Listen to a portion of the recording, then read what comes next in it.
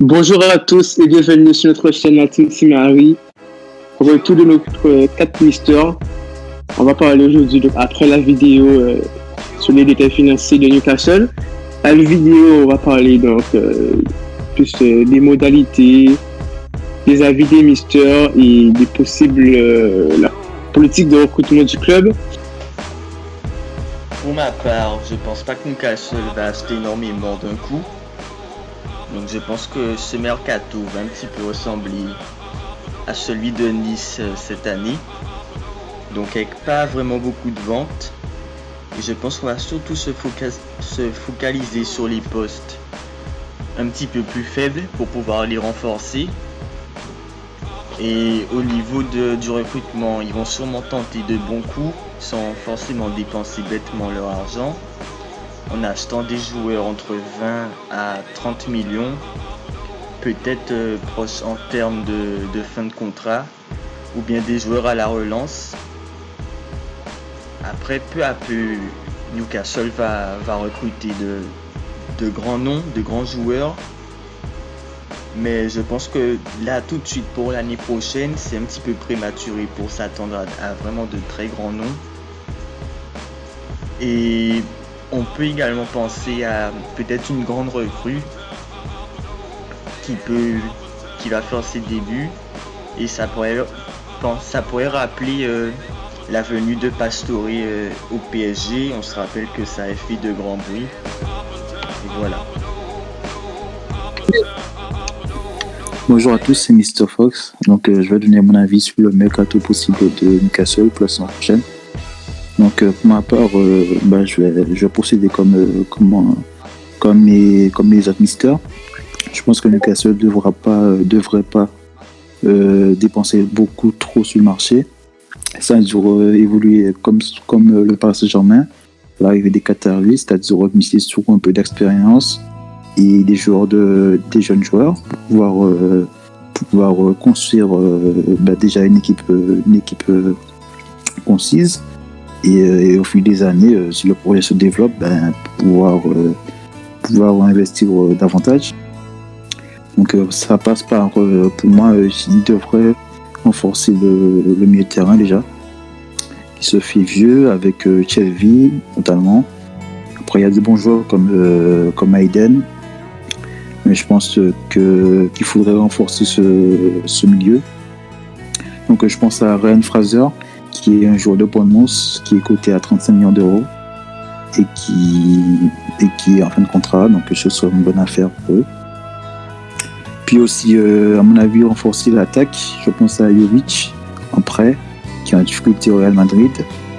Et à mon avis, ça bonifiera un peu Saint-Maximin, qui est un joueur de talent, mais qui peine à confirmer, notamment statistiquement. Et puis, pour moi, je pense que la défense est plutôt bonne, si ce n'est la charnière centrale. Ou à mon avis, ce serait bien de tenter un petit peu Boubacar Kamara, qui est un joueur très très jeune, qui joue à l'OM. Et je pense qu'il sera bien sensible à trouver une bonne sortie, notamment la première ligue qui est vraiment attrayante pour tous les joueurs. Et je pense que ce serait une bonne affaire pour les deux parties. Puis peut-être miser sur un gardien, mais ça c'est à voir, ça c'est un peu entre parenthèses, puisque trouver un bon gardien sur le marché, on sait que c'est assez compliqué. Donc voilà, pour ma part, c'est vraiment ça que Newcastle devrait miser. Alors, bonjour à tous. Donc je vais vous donner mon avis donc, sur ce rachat. Donc déjà, pour moi, je suis un peu d'accord avec Mr. Turtle, puisque un peu comme Nice, en général, les débuts de projets comme ça, un peu comme Paris aussi, on doit faire avec l'effectif qu'on a actuellement. Et je vais rentrer un peu en conflit avec Mr. Congolais, puisque pour moi, Denis, c'est un jeune joueur intéressant, mais il y a Jolinton qui avait un profil. Et Denis, c'est un joueur que Newcastle peut acheter même sans rachat. Pour moi, il faut vraiment investir sur des joueurs qui peuvent apporter quelque chose tout de suite à l'effectif. Il n'y aura pas forcément 20 joueurs achetés. il faudrait vraiment cibler les postes essentiels, un peu comme l'a fait le PSG, puisque Paris, elle cherchait des joueurs qui, entre guillemets, étaient un peu sous le banc, des grosses équipes, comme de Maxwell, Alex. C'était de très très beaux joueurs, mais pourtant, ce n'étaient pas des joueurs qui rejouent actuellement au PSG. Ou en tout cas, ils ne seraient pas titulaires. Donc, pour moi, il faudra viser des joueurs qui, comme a dit Mr. Fox, qui ont des bonnes sorties. On parle un peu de Jovic, des joueurs comme ça. Et j'aimerais aussi qu'ils, un peu comme avant, fassent des équipes friendship, puisque ça marchait bien à Newcastle à un certain moment. Newcastle se qualifiait pour la Ligue Europa avec Ben Arfa, avec ce genre de joueurs-là, ça. Et pourquoi pas investir sur quelques joueurs français de qualité. Et je pense par exemple à des joueurs qui n'ont pas encore franchi le pas. Je pense à des joueurs qui mériteraient de jouer en première ligue, en Ligue 1. Donc ça peut être intéressant de mélanger un peu le tout.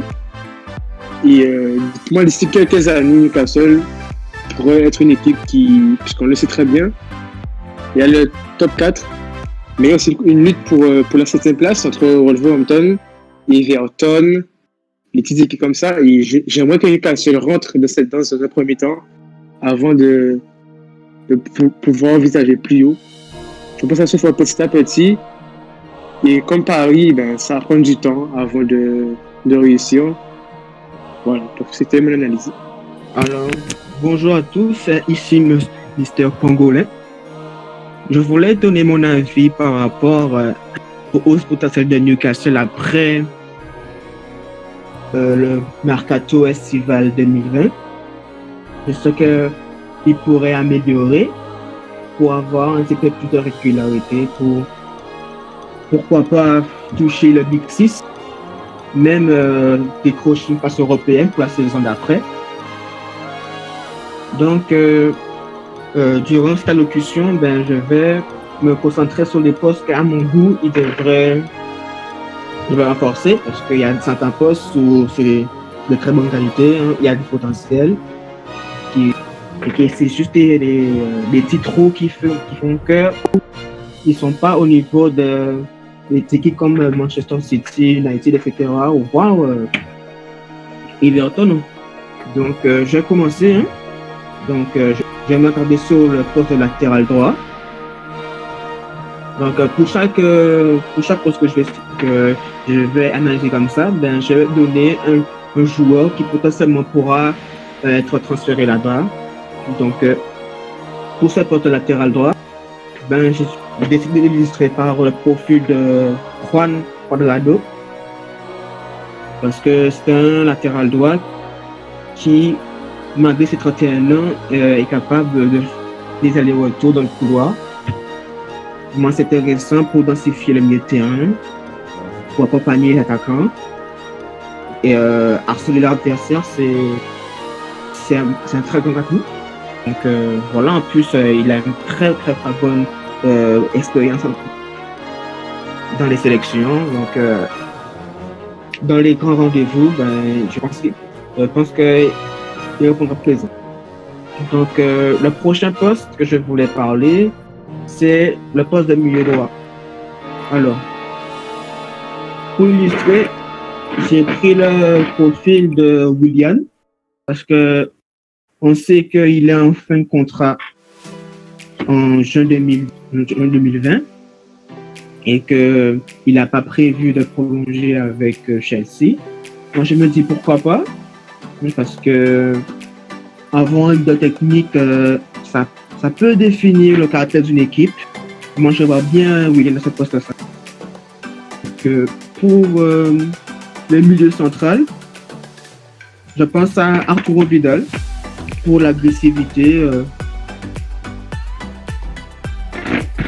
pour tirer son épingle du jeu par rapport à d'autres profils qu'on voit le plus souvent en Angleterre. Donc pour moi, ça peut être pas mal. Ensuite,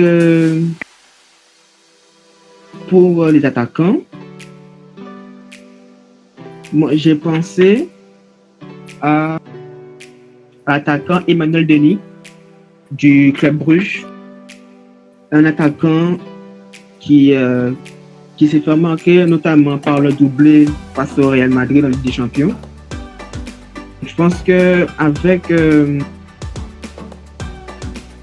les moyens qui vont être à leur disposition, je pense que ce type de joueur pourrait être à la portée de Newcastle pour l'avenir.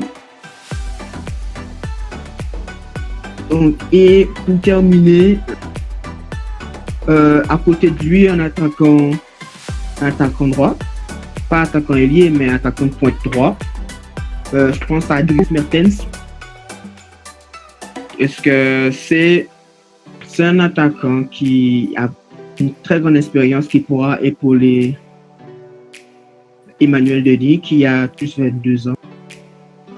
Et je sais que Dries Mertens est en forte sa direction Napoli et que beaucoup de joueurs pourraient potentiellement quitter le Napoli cet été, notamment à cause de la crise du coronavirus. Et pour finir, je vais vous donner un avis par rapport à l'entraîneur. On a entendu parler de Rafael Benitez qui pourrait faire un comeback, du moins ça qu'il voulait. Et du coup, on a parlé aussi de Massimiliano Allegri. Je pense que c'est une bonne idée de s'associer à Newcastle, puisque pour retrouver le règne qu'il avait d'antan, je pense que c'est l'un des meilleurs entraîneurs qui soit à la hauteur de ce genre d'idéaux. Donc voilà.